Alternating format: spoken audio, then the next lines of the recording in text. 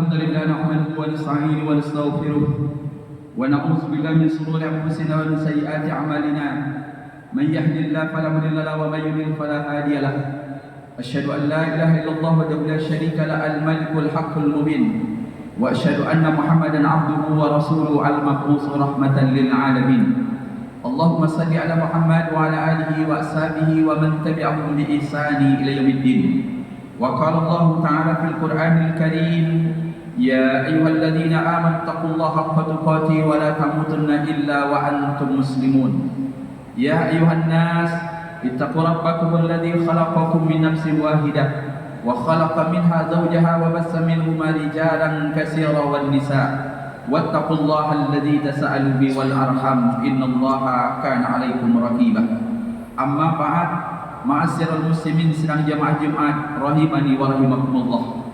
Mengawali pertemuan kita pada hari yang mulia ini, mari kita senantiasa bersyukur kepada Allah Subhanahu wa taala sampai pada detik yang berbahagia ini. Allah masih mencurahkan rahmat dan memberikan nikmat. Diberikan kita kesehatan dan kesempatan, diberikan kita iman yang kuat, diberikan kita kenikmatan duniawi yang kita nikmati hari ini. Tentunya seluruh nikmat itu senantiasa disyukuri. Bersyukur dengan cara melaksanakan apa yang diperintahkan, kemudian meninggalkan apa yang dilarang. Salawat memberikan salam tercurahkan pada baginda alam Nabi Muhammad sallallahu alaihi wasallam. Allahumma salli ala Muhammad. Mudah-mudahan tentunya kita termasuk di antara bagian orang-orang yang mendapatkan syafaatnya. Sidang jemaah yang berbahagia, mengawali khutbah yang singkat hari ini, khatib mengingatkan dirinya sendiri dan kita semua untuk senantiasa memperbaiki diri dengan akhlak yang baik, berusaha untuk menjadi orang yang bertakwa, karena sesungguhnya tidak ada di antara kita yang lebih mulia di hadapan Allah kecuali orang-orang yang bertakwa. Itulah sesungguhnya pesan di dalam Al-Quran, inna akramakum indallahi atqakum.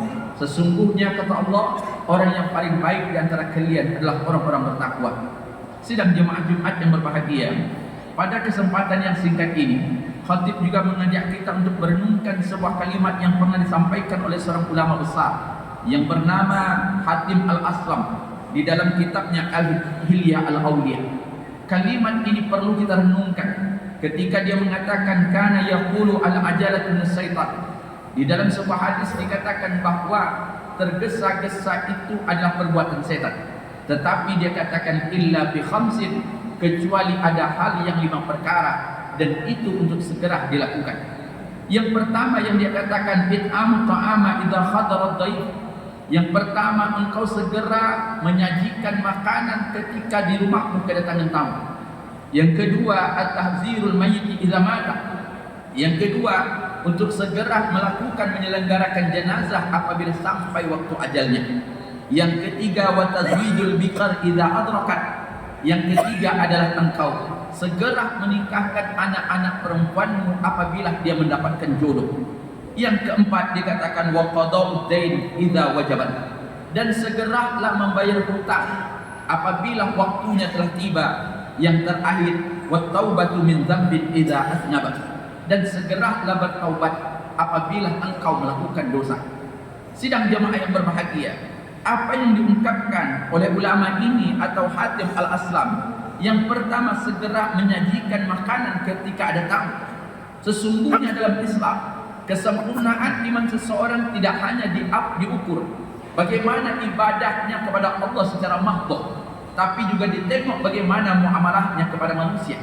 Maka Allah melalui Rasulnya mengajarkan kepada kita bagaimana sebaiknya kita menghargai tamu. Bahkan di dalam Al-Quran dalam surah Al-Zariyat ayat yang ke-24 sampai yang ke-27 itu menceritakan bagaimana kehebatan Nabi Ibrahim ketika didatangi tamu. Apa yang Allah katakan? Hal ataka hadithu dhaifi Ibrahimul mukrimin. Hai Muhammad, apakah engkau tidak pernah mendengarkan atau diceritakan kepadamu bagaimana ketika Nabi Ibrahim didatangi oleh tamu-tamu yang mulia? Ayat ini sesungguhnya menceritakan di mana Nabi Ibrahim didatangi oleh para malaikat. Setelah itu izdakhalu alaihi faqalu salam. Ketika para malaikat itu datang dan ingin masuk ke rumah Nabi Ibrahim, maka dia mengatakan salama. Qala salamun qaulun mukramun.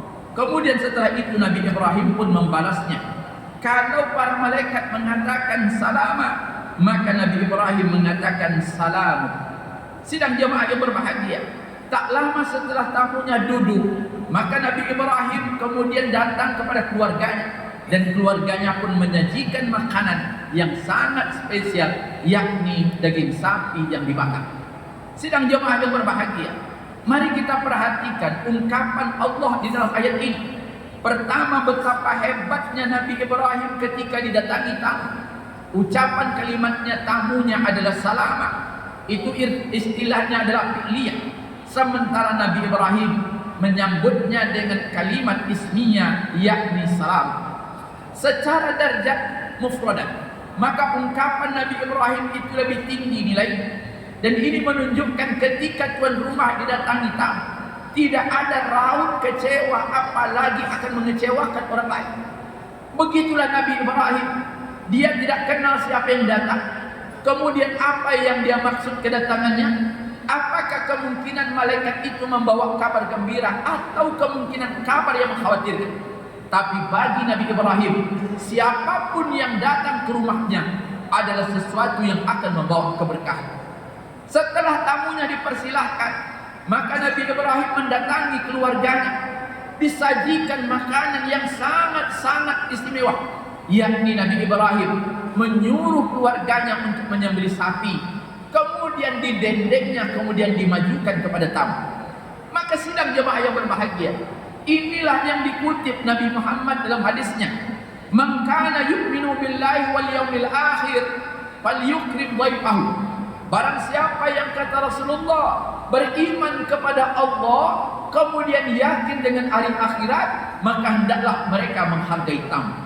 Sidang jemaah yang berbahagia, sebuah pertanyaan kemungkinan siapa yang dimaksud dengan tamu. Di dalam bahasa Indonesia sering kita mendengarkan adalah istilah tamu jauh, kemudian ada tamu dekat. Tapi dalam bahasa Arab ada dua kalimat tentang tamu. Pertama disebut dengan ad-dhaif, sebagaimana ayat Al-Quran tadi. Yang kedua adalah az-zaid. Dhaif itu tamu. Yang dimaksud dengan tamu yang disuruh dalam hadis adalah orang yang datang dari jauh, luar kampung, kemudian datang ke tempat kita, memakan waktu yang cukup panjang, sehingga tamu itu akan terhukum sebagai musafir. Sementara orang yang dekat ke rumah kita itu disebut dengan az-zaid. Pada prinsipnya, sedang jemaah yang berbahagia, keduanya mesti kita hormati. Tapi para ulama mengatakan menghormati tamu yang jauh, orang kampung yang datang, yang dalam tanda kutipnya adalah dhaif, itu lebih dimuliakan, diutamakan daripada tamu yang kedua.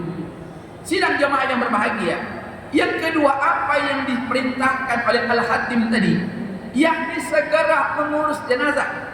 Asri'u bil janazah, segeralah kalian mengurus jenazah. Fa in taku salihan fa khairu tuqaddimu laha ilaih. Apabila jenazah itu adalah orang baik, maka kalian akan memberikan keistimewaan agar dia mendapatkan haknya di samping Allah. Wa in taku ghaira dzalik fasarrun tadainuhu an riqabikum. Apabila jenazah itu bukanlah orang baik, maka kalian akan menyegerakan keburukan itu jauh dari kalian. Sidang jemaah yang berbahagia, ulama mengatakan asri'u artinya fi'il amr. Tapi ada dua pemahaman para ulama. Satu dikatakan asri'u itu adalah segera dimandikan, kemudian dikafani, kemudian disolatkan, kemudian segera dikebumikan. Tapi ada juga yang diungkapkan oleh Ibnul Muqallid, mengatakan asri'u itu adalah orang yang membawa jenazah agar jalannya cepat. Sidang jemaah yang berbahagia, apa yang dikatakannya? Dulu kami pernah membawa jenazah Al-Utsman bin Abul Ash. Ketika kami membawanya di pundak, maka kami ketika itu jalannya biasa, sampai dia katakan datang Abu Al-Barqah, diambil palu kayu, kemudian dikejarlah sampai apa yang dikatakan Abu Al-Barqah, sesungguhnya kami kalau mengantarkan jenazah di semasa Nabi, kami akan jalannya cepat. Maka ada juga sedang jemaah yang berbahagia, para ulama kita hari ini menggabungkan dua hal. Pertama, apabila ada orang meninggal, maka disegerakan Jangan ditunggu masa waktu yang cukup panjang. Bahkan menunggu ini, menunggu itu. Meninggalnya sore, ditunggu sampai salat zuhur. Alasannya kadang-kadang dibuat agar disolatkan oleh orang banyak. Betul hadisnya. Ketika ada jenazah yang disolatkan oleh 40 orang laki-laki, la yusyrikuna billah, yang orang itu tidak melakukan kesyirikan, maka Allah akan ampuni azab kubur. Tapi maaf, kalau dia orang soleh, bayangkan kesulitan dan haknya yang harus digarkan. Maka jangan ditunggu terlampau lama. Tidak ada ketentuan harus menunggu zuhur, apalagi kemarin sore meninggalnya. Menunggu hari ini, betapa kasihan keluarganya, betapa kasihan jenazahnya. Maka apa yang dikatakan hadis tadi, makin cepat kita mengantarkannya, maka itu makin elok. Yang ketiga, sedang jemaah yang berbahagia, apa yang dikatakan? Segeralah nikahkan anak-anak perempuan kalian atau al-bikr apabila dia mendapatkan jodoh. Sidang jemaah yang berbahagia, angka perceraian secara umum di bangsa ini makin tinggi. Bahkan data BPS, apa yang kita dengarkan dari Pengadilan Agama, dari Januari sampai Juni tahun ini atau semester pertama, angka janda baru di Pekanbaru itu lebih dari 250 orang. Angka perceraian tinggi. Dan hebatnya lagi, rata-rata mereka yang cerai itu usianya 40 tahun ke bawah. Ada lagi jumlah pernikahan mereka atau intensitas lama mereka menikah itu rata-rata pula di bawah 10 tahun. Apa yang terjadi? Ada apa dengan gerak? Bukankah maaf hari ini jarang kita menemukan orang mencarikan jodoh untuk anaknya? Padahal maaf, kalau itu bisa kita lakukan, maka akan mengurangi perzinahan di negeri ini.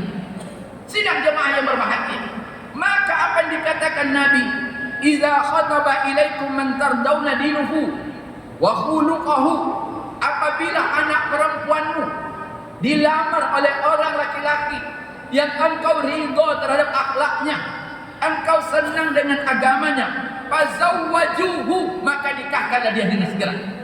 Ayat ini mengharapkan kita orang tua yang menjadi wali bagi anak-anak kita tidak menahan anak kita untuk dibiarkan begitu saja. Apalagi sedang jemaah yang berbahagia, ada orang-orang tua yang tidak lagi memiliki rasa cemburu pada anaknya, membiarkan anak gadisnya dibawa oleh anak orang bujang yang itu bukan mahramnya. Mereka berdua-duaan, mereka berhalwat, kemudian orang tuanya dengan bangga, "Itulah pacar anak saya." Berapa banyaknya kita harusnya lebih banyak mewanti-wanti anak kita. Apalagi di negeri yang hari ini rasa malu sudah tercabut. Dulu tidak ada orang berani mengatakan dia berzina. Hanya sekarang ada orang berani. Anak zinanya dipertontonkan, kemudian diuji tes DNA, kemudian dia meminta hak asuh dari anak zinanya. Dari mana hukumnya? Tidak ada hak anak zina itu tidak dapat warisan. Anak zina itu tidak mendapatkan hak perwalian.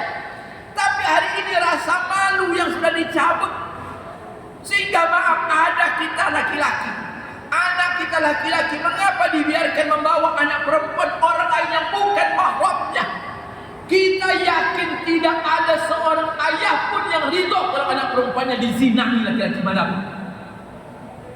Sidang jemaah yang berbahagia, kalau anak perempuan kita tidaklah kita ridho untuk dizinahi oleh laki-laki manapun, begitu juga harusnya kita memiliki anak laki-laki. Jangan biarkan anak laki-laki kita membawa anak gadis orang. Kalau dianggap dia siap untuk menikah, jangan banyak tuntutan.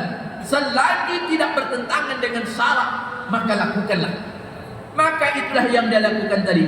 Kalau sudah anak gadismu didatangi oleh orang yang engkau ridho terhadap dua hak, pertama dinuhu, agamanya, kemudian akhlaknya, fazawwajuhu, kata Rasulullah, nikahkanlah.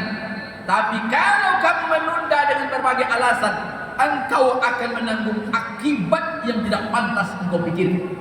Mudah-mudahan sedang jemaah yang berbahagia, Allah menjadikan anak-anak kita anak-anak yang soleh dan solehah, anak yang proses pernikahannya adalah pernikahan yang baik, sehingga kita yakin dari proses awal yang baik itulah insya Allah akan keluar keluarga yang elok dan baik pula. Fa'tabiru ya ulil absar la'allakum turhamun.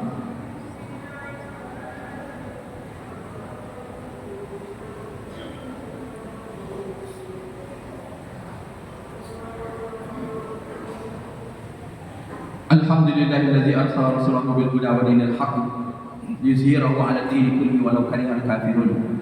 Asyhadu an la ilaha illallah wahdahu la syarika lah wa asyhadu anna Muhammadan 'abduhu wa rasuluh. Sidang jemaah yang berbahagia, pesan yang ketiga yang disampaikan oleh Al-Hatim adalah segera melunasi hutang apabila dia jatuh tempo. Nabi pernah mengungkapkan sebuah hadis yang berasal dari sahabat Ja'far, Abdullah bin Ja'far. Innallaha manda'in hatta yuqda dainahu ma lam yakun fima yakrahu. Sesungguhnya Allah senantiasa akan menolong hambanya yang berhutang selama hutang yang dilakukan itu adalah hal-hal yang diridhai oleh Allah. Dalam hadis lain, Suhaib Al-Khair mengatakan, sesungguhnya siapa saja yang berhutang kemudian dia tidak ada niat untuk membayarnya, kemudian orang itu mati, illa laqiyallahu syariqan, melainkan Allah akan menganggapnya sebagai seorang pencuri. Sidang jemaah yang berbahagia, Islam mengatakan orang yang paling baik di antara kalian adalah orang yang paling segera membayar hutang. Khairukum ahsanul qada. Bahkan Nabi mengatakan orang yang menunda-nunda membayar gaji anak buahnya sementara ada uang yang harus dia tunaikan. Orang yang menunda-nunda membayar hutang sementara mereka ada uang untuk menundanya, maka dikatakan orang itu termasuk orang-orang yang zalim. Maka sidang jemaah yang berbahagia, perhatikanlah hutang piutang kita.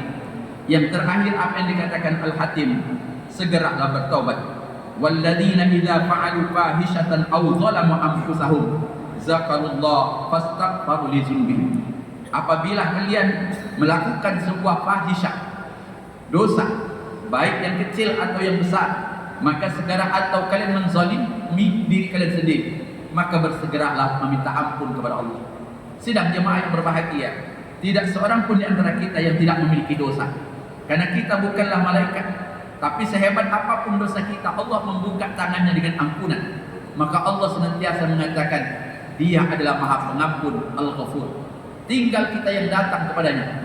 Sesungguhnya ayat inilah yang kadang-kadang dijadikan ulama, di mana ada salat taubat. Artinya setiap kali ada kesalahan, terlihat atau tidak, maka seharusnya setiap kesalahan itu harus diikuti dengan amal-amal yang soleh. Innallaha wa malaikatahu yusholluna 'alan nabi ya ayyuhalladzina amanu shallu 'alaihi wa sallimu taslima. Allahumma shalli 'ala Muhammad wa 'ala ali Muhammad kama shallaita 'ala Ibrahim wa 'ala Ibrahim fil 'alamin innaka Hamidum Majid. Allahumma ighfir lil muslimin wal muslimat wal mu'mini wal mu'minat al ahya'i wal amwat innaka samii'un qaribul mujibud da'wat. Amin amin ya qadiyal hajat. Rabbana taqabbal minna innaka antas samiul alim wa tub alaina innaka antat tawwabur rahim. Rabbana atina fid dunya hasanah wa fil akhirati hasanah wa qina adzabannar. Walhamdulillahi rabbil alamin. Aqimis shalah.